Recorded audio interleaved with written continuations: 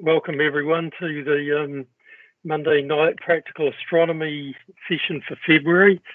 As you're all aware, I'm sure that we are unable to have meetings at the start home under the level 3 lockdown rules. So we're back to online only for the time being. Hopefully things will go well and it won't last too long this time. So tonight's topic, we're going to talk about astronomical naming, catalogues, and basically the information that's in these catalogues and a little bit about understanding it.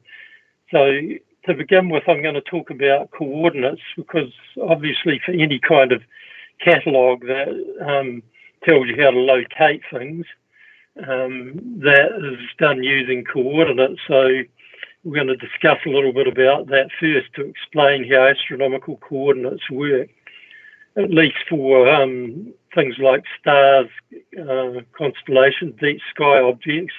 When you get into solar system objects, it gets a little bit different because things in the solar system are generally moving fairly rapidly, so just fixed coordinates aren't a lot of use. So I won't go into that too much when we get there, but I'll give a brief summary of what's involved.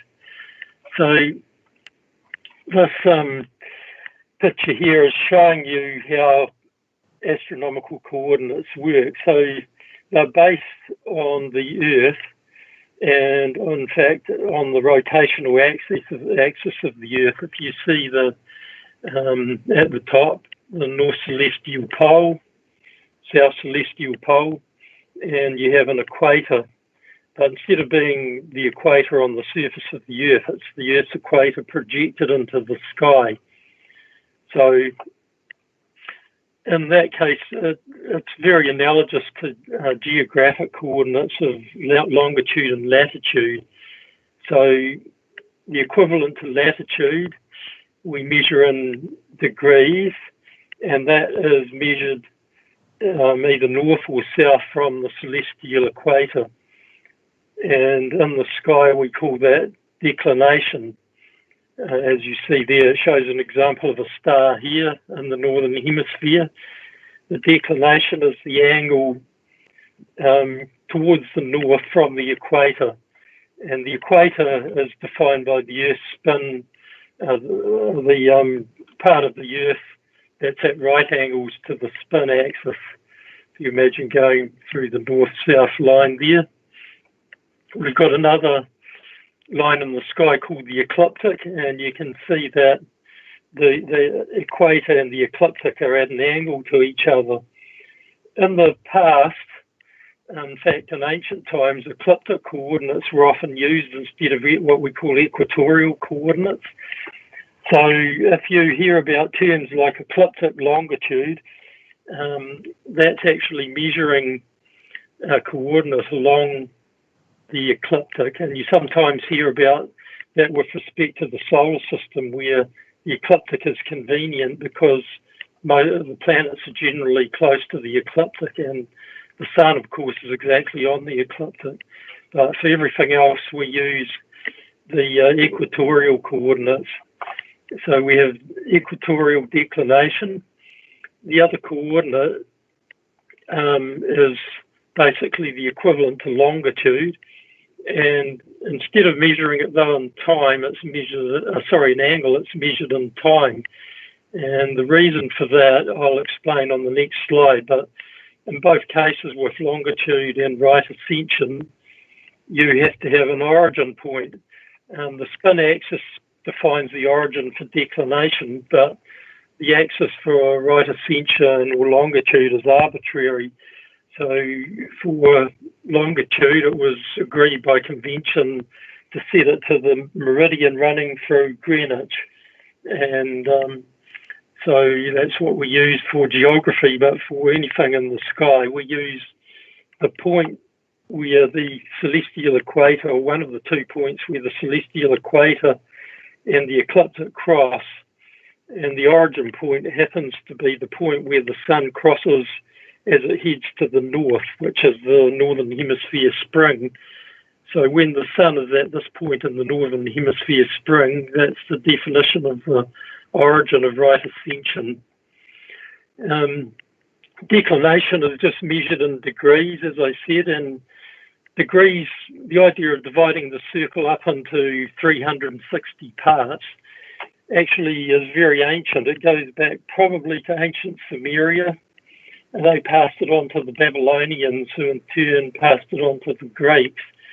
And Greek astronomers did a lot of important work on astronomy in the early days, and I'll talk a little bit about that as well before we get on to the catalogues. So hopefully that's enough on coordinates. There's just one other thing we need to know. There's a term called hour angle.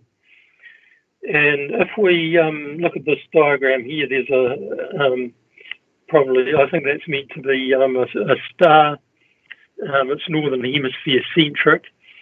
And so we measure the hour angle. This line here is what's called the meridian, which is basically the line that runs north-south over your head. So everyone has their own meridian.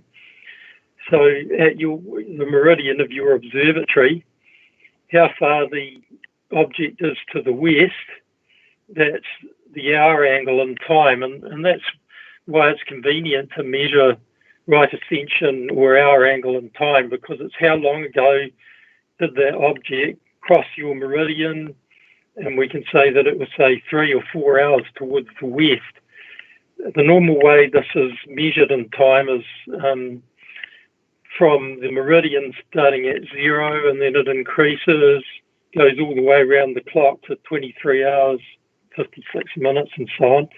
Some computer programs will actually record hour angle to the east as being negative. So just watch out for that. I'm pretty sure Stellarium does that. If it says that the hour angle is -3, that it means that the celestial object in 3 hours will transit the meridian. That's quite useful information to know if you're using an equatorial mount, because it tells you how long before the object crosses the meridian, and you may have to do a meridian flip if you're familiar with that kind of mount. Some of them will go a bit past the meridian, others not very far past, so it's useful information to know. Generally, your catalogues will have allow you to calculate hour angle, which is just the difference between the local sidereal time and the right ascension. So you just do a simple arithmetic to figure out what the hour angle is if you've got a sidereal clock and you know the right ascension of the object from your catalogue.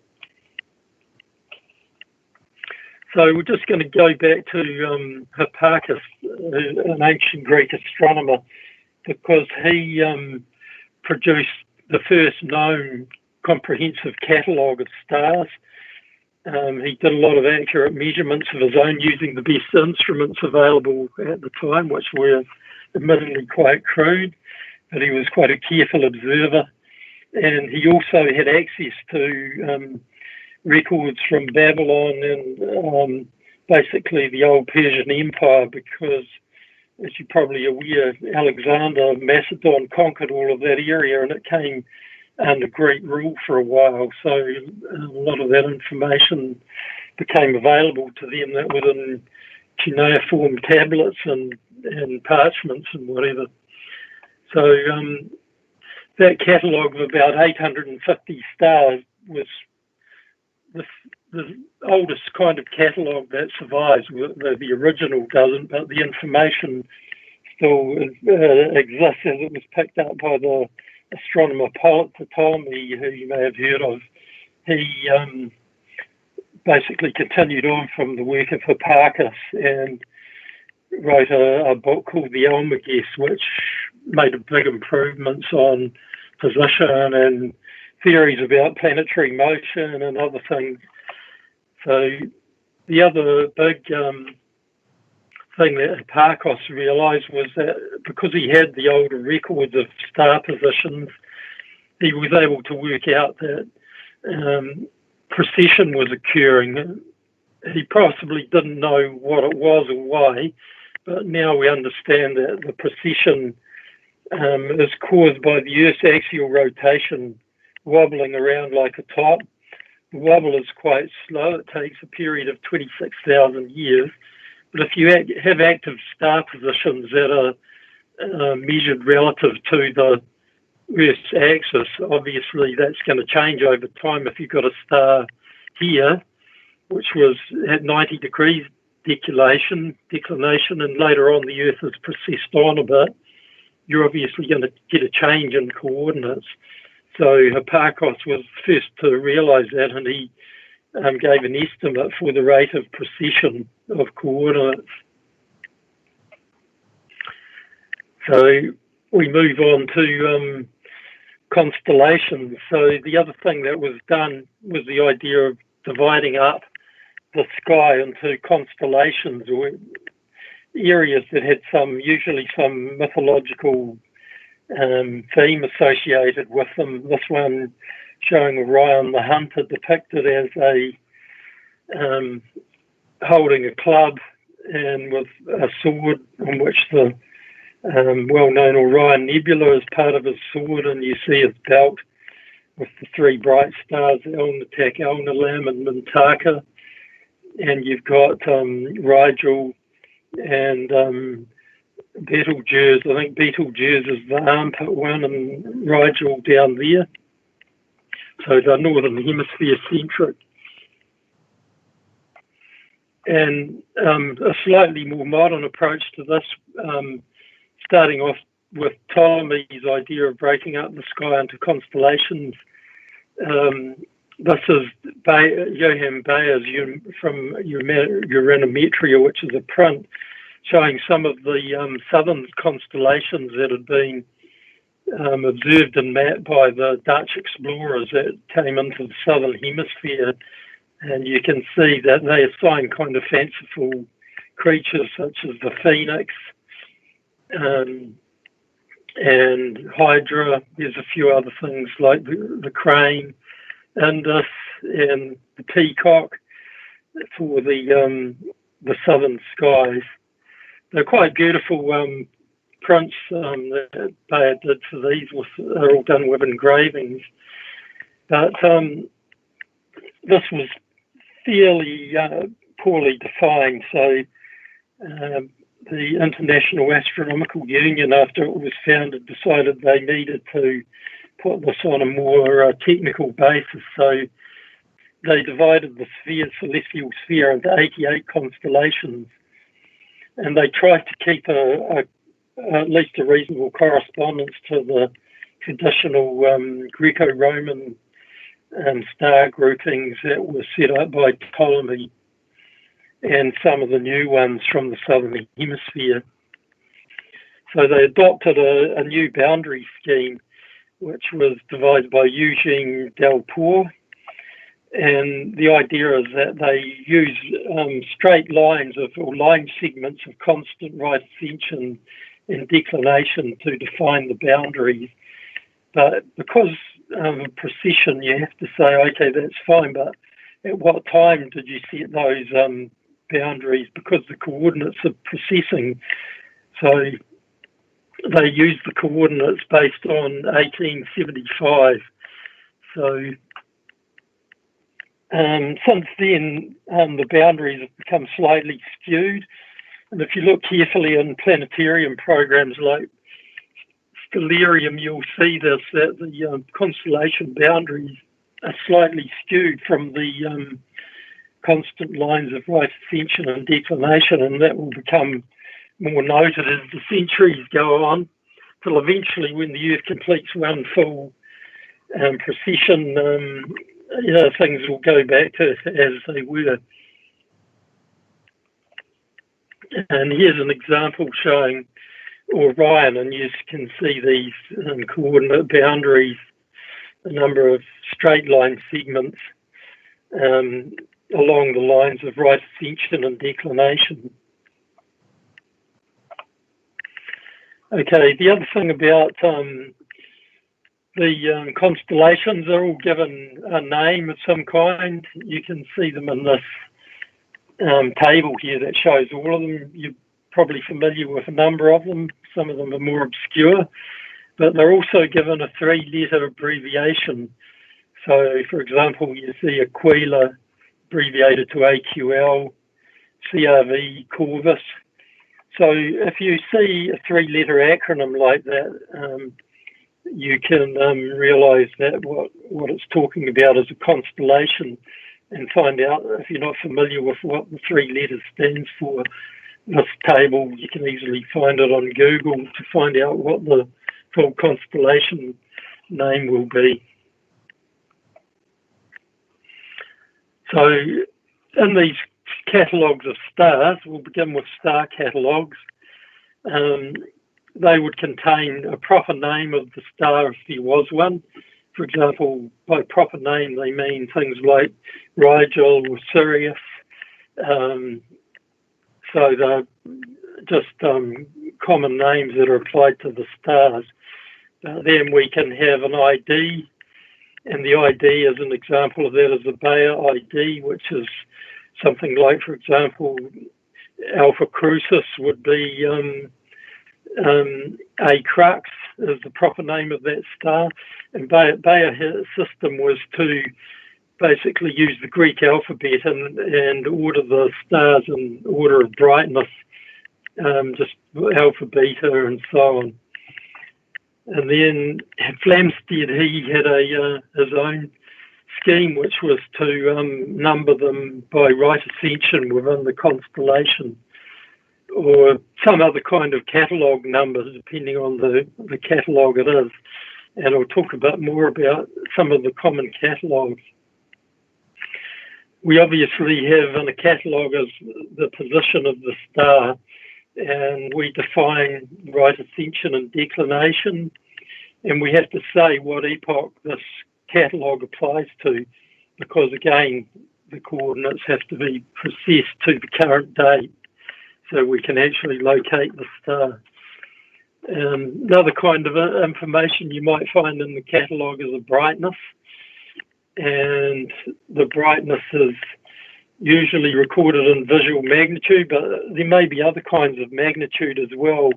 Visual magnitude is related to the human eye, but there are other kinds of magnitude measured in different wavelengths of light and things like that, depending on the specialty of the catalogue. And if available, we'll have the stellar parallax, which tells us the distance to the star.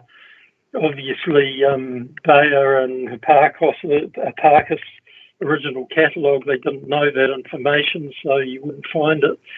Spectral type, once the instruments for measuring the spectra of stars, then they would be able to do that. And then there's other things such as proper motion, radial motion, other information as it's relevant to the catalogue. Proper motion is the actual motion of a star across the sky. That's got nothing to do with its coordinates or precession. The stars are actually in motion, and the nearby stars tend to have a larger proper motion, so that over time their positions relative to other stars change. And radial motion is like proper motion, but it's towards and away from the Earth, so that doesn't change the observed position of the object. Proper names are mostly Arabic and Latin derived names, and these are now official. They've been adopted by the IAU and their working group established in 2016, and they've basically approved 227 star names.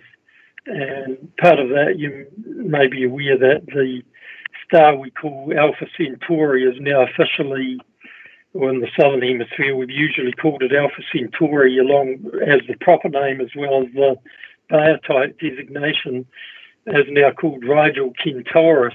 So, or Rigel Centaurus, which is a bit strange because that's not the genitive name of the star, which will be Rigel Centauri, or Alpha Centauri. But anyway, apparently Rigel Centaurus was what navigators used to call the star, particularly aviators, and that's now been adopted as an official name. You can see that link there tells you all about it, the naming of stars by the IAU.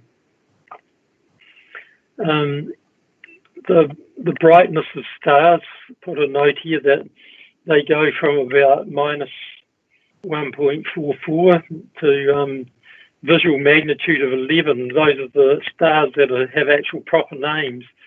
And Proxima Centauri is a bit of a strange one because visual magnitude 11, it's in no way is it visible to the naked eye, but because it's significant, being the nearest star to us after the Sun, they've given it a proper name of Proxima Centauri. Okay, so just to explain a bit more about the Bayer designation and the Bayer's Uranometria publication, as I said, brightness order within the constellation based on a Greek letter, and the Flamsteed designation, right ascension order. An example, if you see this sort of thing, 22 Eridani, it's not all that commonly used. The Bayer one is more well known these days. And we've got the position, which is just the declination is plus 90 to minus 90 degrees, as I said before, analogous to latitude. And the right ascension, the angular distance from the vernal equinox, otherwise known as the first point of Aries. I didn't actually mention that. It was called the first point of Aries because that's where it was located in the constellation of Aries way back. It's now in Pisces and will fairly soon move into Aquarius. And again, that's because of precession of the equinox. Okay. Just explaining the brightness, how these numbers come about. We have, going back to the astronomer Hipparchus again, he ranked the stars in this order of 1 to 6. The brightest stars he called first magnitude, and the ones that you could only just see are magnitude 6. So this is just an ordering, not a strict, accurate measurement of brightness.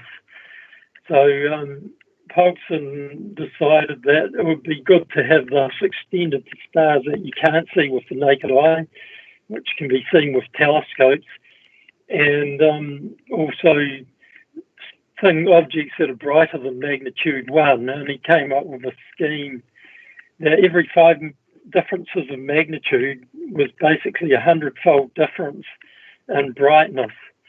And this means that 1 magnitude is equal to the 5th root of 100. So the difference between magnitude 1 and 2 is 2.512 times, same as the difference between magnitude 6 and 7. So magnitude 6 is 2.5 times brighter than magnitude 7, and so on. And on the scale, you see Sirius magnitude minus 1.46. Some sources say minus 1.44, but that's possibly some kind of measurement difference. Anyway, Polaris was set up as the reference star for this new scale. So that was set to magnitude 2, but unfortunately Polaris found to be a variable. So that was no good. They then adopted Vega, and that was also found to be a variable star oscillating around magnitude 0, much less oscillation than Polaris, which is, I believe, a Cepheid variable.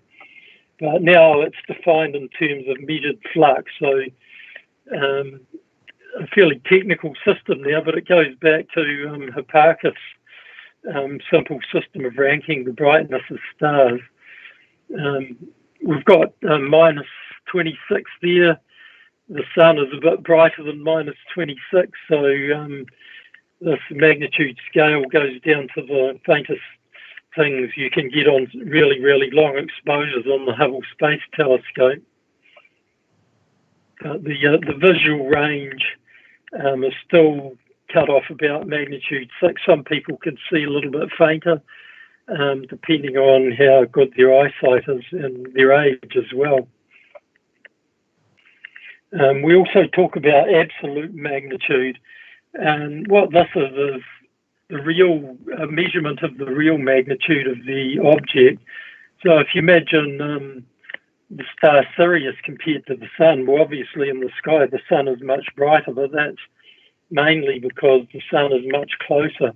If you were to place the sun at the same distance as Sirius, Sirius would actually be much brighter than the sun. So what we're trying to do here is a method of looking at the actual intrinsic brightness. So to do that, we pretend that the object is based at a fixed distance of 10 parsecs, or 32.6 light years. And then we would say, what would its apparent magnitude be at that distance? And so we call that measurement, or that number, the absolute magnitude. So we can say for sure that if an absolute magnitude is twice as bright as another star, that's what it really means, that that star's intrinsic brightness is double.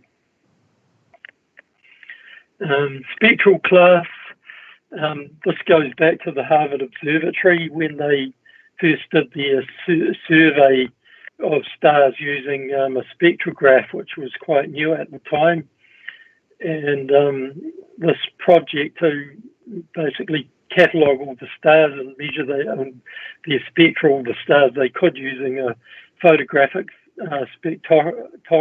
photography with a spectrograph, was financed by a guy called Henry Draper. So as I'll explain, his estate basically made a very large bequest to Harvard University Observatory. He was an amateur astronomer himself. He was quite wealthy. And this scheme we see here was invented by a lady called Annie Jump Cannon. And they basically looked at spectrograph and tried to categorize the stars based on their spectra. And they weren't really sure initially what they were looking at. And they started off with a scheme that got shuffled around, but they ended up with this OBA-FG-KM system. And it's ordered here in order of temperature, and they weren't originally aware of this, but so they didn't necessarily put the spectral types in this order. But once they realised that the spectral type gave you a way of measuring the temperature of the star, you end up with this order here where type O stars are extremely hot, and generally we talk about stars being blue giants that are on the O end of the spectral class, and red dwarfs being at the M end. And then you can further divide them into subclasses, and you'll see things like O2, O5, O9, things like that. So we also, in catalogues, we put luminosity class as well. And this is kind of the type of star that it is. And for example, type V is main sequence, and I've given immediately below there is a spectral class G2V. So spectral class V, type V. So that's referring that basically as the sun fits into that category. So if you see a star that's G2V, then you know that it's very similar to the sun. And in the table below, you see what these luminosity classes. So you see type 0 or 1A plus refers to hypergiants. Then you get 1A luminous supergiants, 1AB intermediate size supergiants, and so on. 2 bright giants, 3 subgiants, and so on, down to white dwarfs, which are D. So these aren't terribly well defined, so there may be some ambiguity as to which luminosity class things really belong to. It gives us some examples there. So this is the catalogues that are quite commonly used or seen by amateurs. There's the one at the top is the Yale Bright Star catalogue. So this doesn't have a huge number of stars, maybe 6,000 or 7,000, and it's obviously really useful for finding your way around the sky. And these have a prefix of HR followed by a number. It's a fairly common one you'll come across. Another one is the Bonnet-Durchmusterung, which is an astrometric catalogue. So they try to give quite accurate positions of stars down to about 10th magnitude. But these are using telescopes, but all visual. So this doesn't involve this catalogue. They didn't use photography for this. It was just somebody looking through the eyepiece of a telescope with a crosshair to line up the position of a star. So the ID for this catalogue divides it up into a number of different zones in the sky. So you have a declination zone and a number indicating the right ascension ordering. So you have several zones of declination, and then within that, the stars are ordered by right ascension. HD, the Henry Draper catalogue, which was the one I was just talking about, which is based on the Harvard classification scheme. And it still crops up a lot today. In fact, the photographic plates that were done by this Harvard survey are still stored carefully, and I believe they've started digitising a lot of these old glass plates because there's a lot of useful stuff in them to do with variable stars that can be gleaned from these, and comparing them to current images of the same stars. So it's a current project that's underway. There's the SAO catalogue, which is really designed around astrometry, which means really accurate positioning. So you'll come across this. And then the Hipparchos, named in honour of the Greek astronomer Hipparchus, but it's actually an acronym, so kind of being a bit clever, high precision parallax collecting satellite. But you end up with a play on the name of the Greek astronomer Hipparchus. But this was a satellite doing precision astrometry to be able to get good measurements of parallax, which is really difficult to do from the surface of the Earth. Then you've got the Tycho 2 catalogue of the US Naval Observatory, about 2.5 million stars, based on the Hipparchus catalogue, but with other information useful for navigation especially.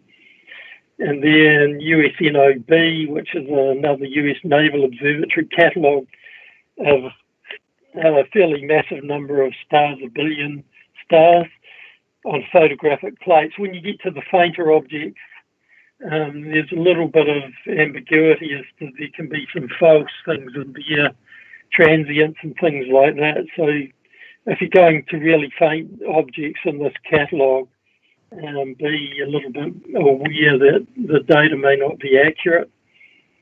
There's the UCAC4 catalogue, which until recently was the go-to catalogue for doing astrometry.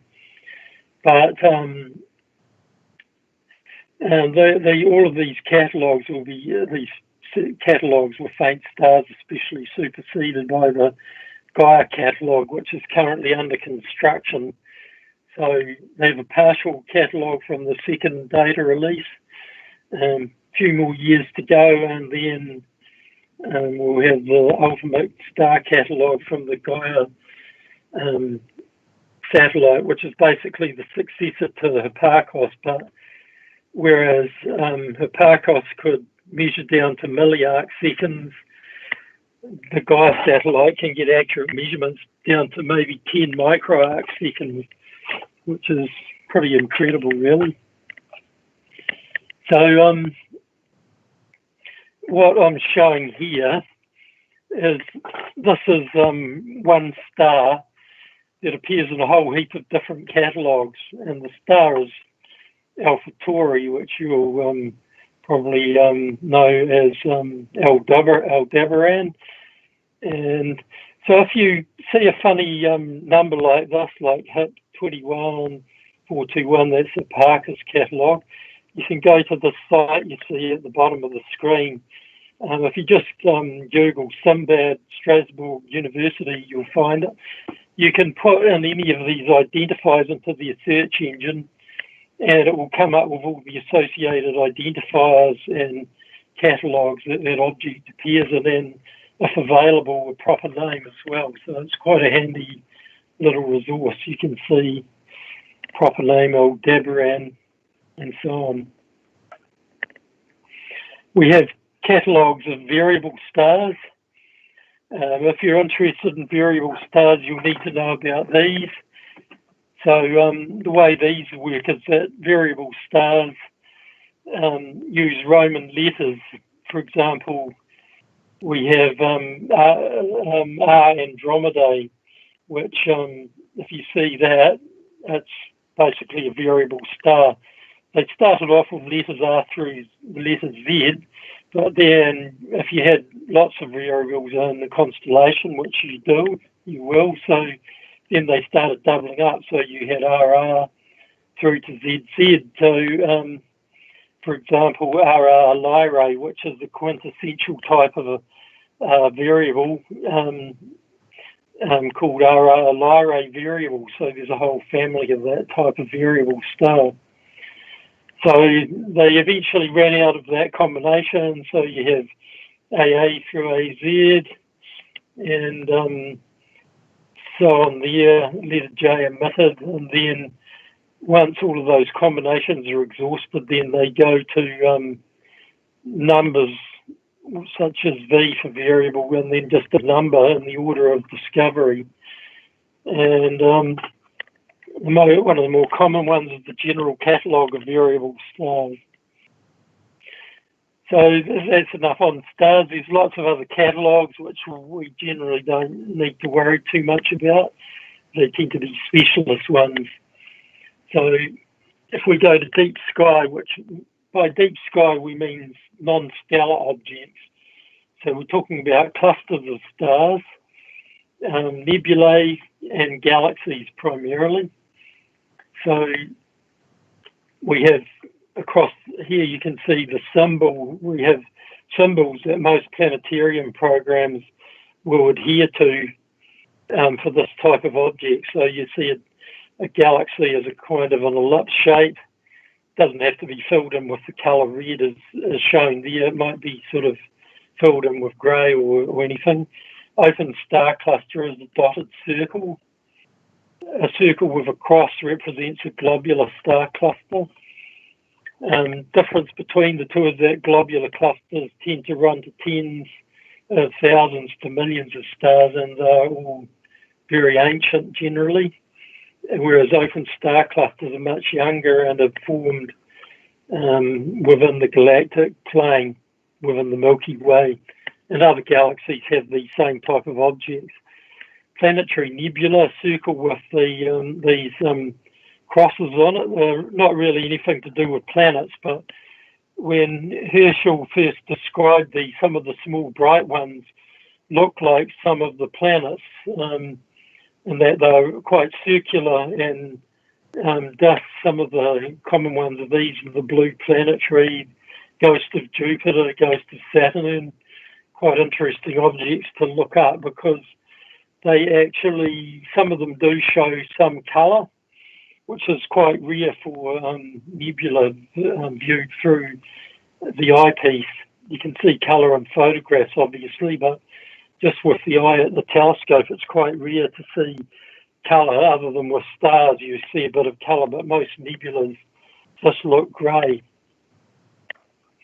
We have bright nebula, which is just a square box around an area of sky.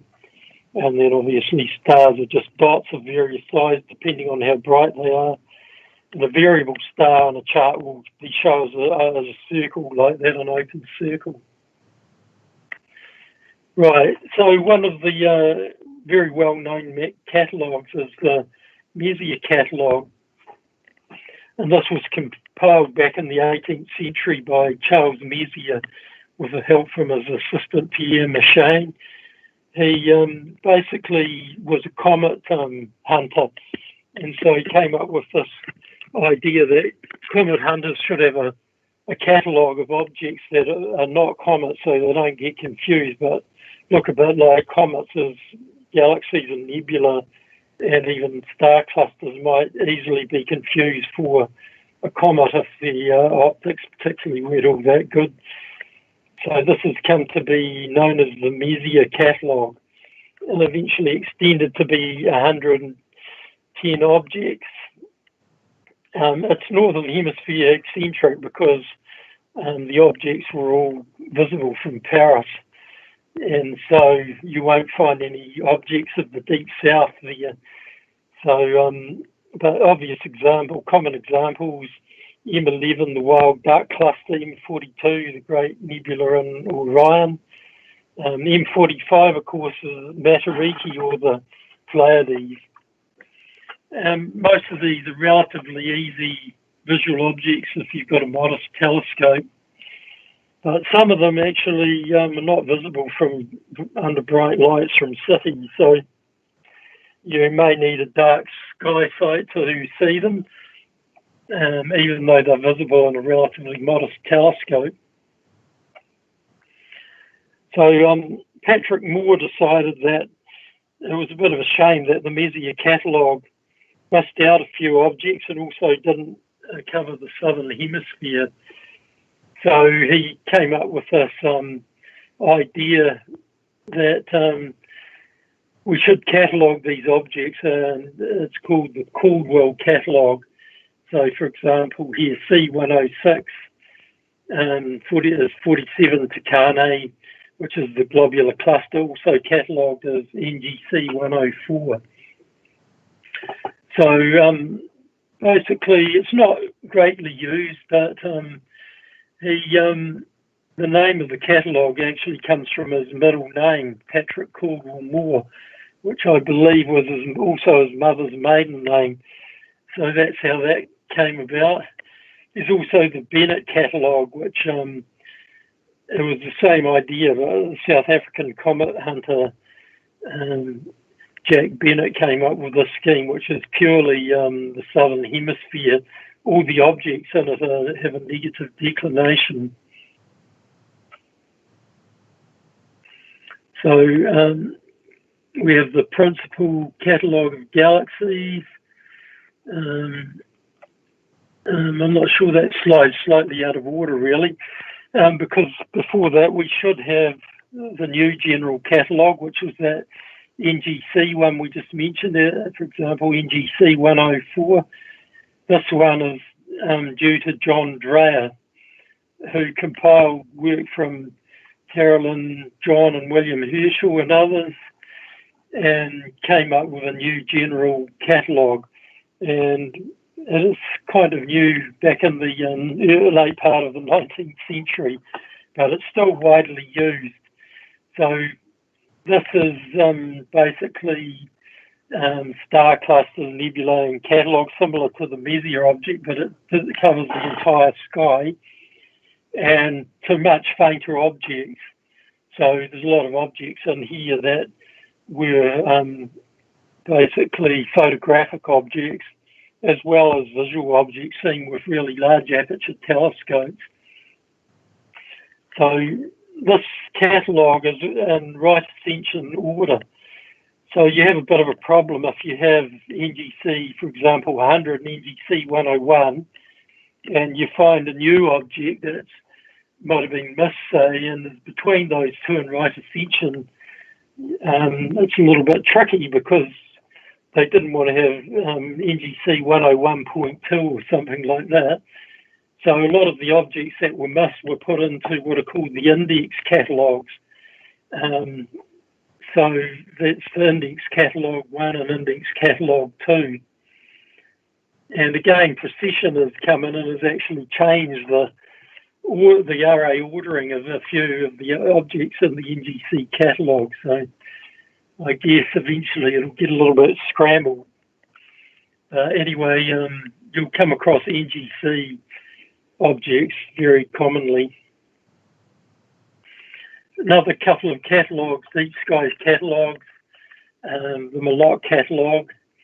There's a number of star clusters that were spotted in photography, and you can see here a catalogue of 245 objects, and so you might hear of some Meisia catalogue number. Some of them are duplicated in the NGC, but not all of them, so it's kind of interesting. We have, as well as other kind of deep sky objects I didn't mention, are what are known as dark nebula, and these occur across the line of the Milky Way, where there's a lot of obscuring gas and dust. Some of them you can actually make out from a dark sky site, and you may have heard of the galactic kiwi is made up of some dark nebula. And Barnard's catalogue, most of them you need photography to see them, but a few of the more obvious ones in the brighter part of the Milky Way you can actually see, such as it mentions here, the Coal Sack Nebula. Strangely enough, that isn't listed as a Barnard object, but it is in the Caldwell catalogue. So anyway, so we now come to the solar system, and we've obviously got planets. I'm not going to worry about those, but we have particularly comets and asteroids. So one thing about these is that they're moving fairly rapidly, so as are the planets, in fact. So you can't just say this is the right ascension and declination. That only works if you give a fairly specific date. So they use a system basically that describes the orbit of the comet or the asteroid or the planet in terms of orbital elements. And that's getting a bit beyond the scope of tonight's talk, but basically when you, for example, load a comet or an asteroid into your planetarium program like Sky Safari or Stellarium, the solar system objects will have 6 basically values that are called orbital elements, and the planetarium program can use those to calculate the position of the object on any particular day. Some of them are quite a little bit complicated. That some of the orbital elements are not really constants, because particularly comets can be strongly perturbed as they move through their orbit with interaction with planets and outgassing and things like that. So generally those elements have to be updated. So the way these are named, you will see there's kind of 2 types of comets. Periodic ones, which are ones that appear to be in a closed orbit, so they are orbiting around the sun in repeated orbits, so they've done more than one passage through perihelion. And the most famous one, of course, the one that was named after Edmund Halley, 1P Halley. He was a great supporter of Sir Isaac Newton, and in fact he basically financed the publishing of the Principia, or the Principia is probably the correct pronunciation. He used Newton's work to predict that a comet that was seen earlier would return, and it happened after his death, but his prediction using Newton's laws turned out to be correct, and so the comet was named after him, even though it had actually been seen multiple times in the past. But because he actually realised that it was the same object that was returning, it was named in his honour. So generally the way they do it now is that comets, whether they be ones that return or ones that don't return, because some comets can be in really long orbits, 100,000 or even 1 million years, and some of them get perturbed on the way in, and they will never return to the inner solar system, because they've basically been given a boost that will eject them from the solar system.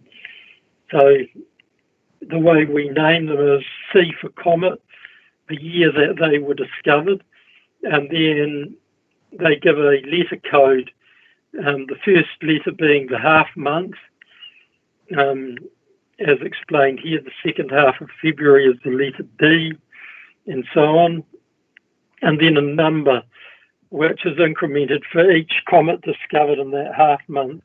And then if you discover a comet, you get your name attached to it. So an example, comet C2006 P1 McNaught, which means that it was not a periodic comet. The P actually refers to the half month, and McNaught is the name of the discoverer. Mr. McNaught being an Australian, fairly well-known comet hunter. Asteroids use a similar naming scheme, similar but different. So, for example, they just have a number, and they may have a letter, but when they have, a year and the half month scheme, but when their orbit's confirmed, they get a specific number assigned. So you have one series, and if you're the discoverer, you're allowed to suggest a name, but they won't name it after you. And you see the four here, asteroid 19620 Auckland, 23966 Maunga Kea, 23990 Springsteen, and 386622 New Zealand. And you can see from the quite large number that New Zealand is the more recent one. Was discovered by Society member Jenny McCormick at her observatory out near Farm Cove.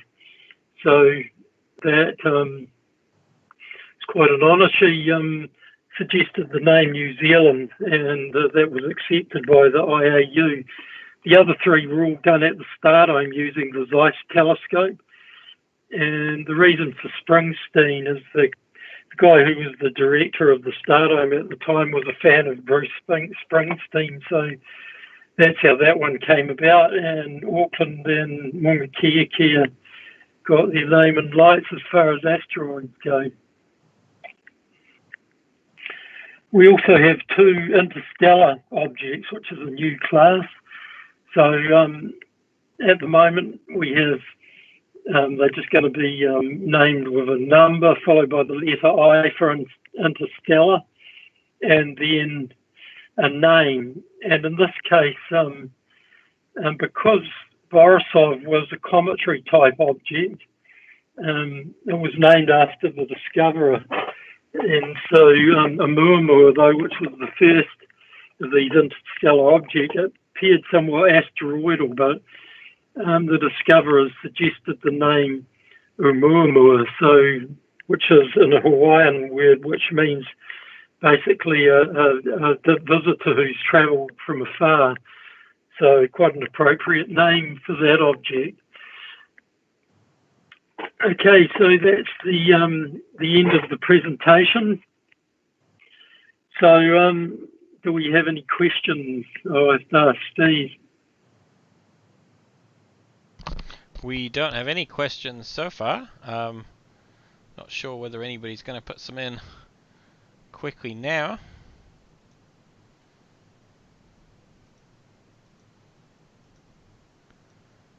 No, you must have answered everything perfectly well during your talk. Oh, probably everyone's gone to sleep by now.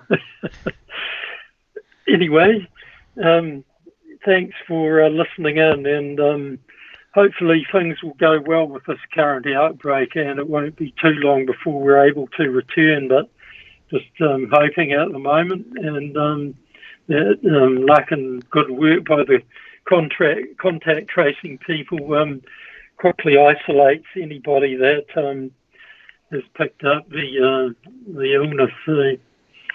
Okay, thanks for setting this up for us, Steve, and we'll keep everyone posted as to what's happening as we go. Quick question before we end. Robert Patterson asks, so did Mr. Halley never see Halley's Comet? I don't think he actually did. Or he may have seen the apparition, but not the return. That's a good question, actually. I must check that. I'm pretty sure I'll have to check it. He did see it, and then realised from that previous comets were actually the same object, and he used Newton's laws to calculate an orbit and predicted when it would return. But he definitely didn't see the return, so the comet was named after him posthumously. He's a really interesting character, Haley. I think it would be somebody should write a book about him because he had a varied career. He was a sea captain, navigator, amateur astronomer. He was secretary of the Royal Society, and in fact, the reason he ended up having to finance Newton's Principia is because he rashly promised that the Royal Society would pay for it, but he didn't have authority as secretary to do that, so he ended up having to pay for it himself. But luckily, he was a fairly wealthy guy, so he was able to do it, and thus the Newton's work got published. Otherwise, it may not have even ever been written, because Haley kind of cajoled Newton into writing it after the Royal Society sent him to asking about whether Newton knew about what orbit a planet should be in, and according to the action of gravity, and Newton immediately said, well, yes, it's an ellipse, but he had written down the proof somewhere, but he couldn't find where it was, so that prompted Newton to write the Principia. Quite an interesting bit of history. Well, thanks for that, Bill. That was interesting. Probably went on for a bit long on that answer, anyway. It doesn't look like there's any more questions, so thanks, Bill. That was a super interesting talk. Okay, thanks everyone, and hope to catch everyone at the start. I'm not too far away. Otherwise, we will work online as long as we have to. Okay, bye.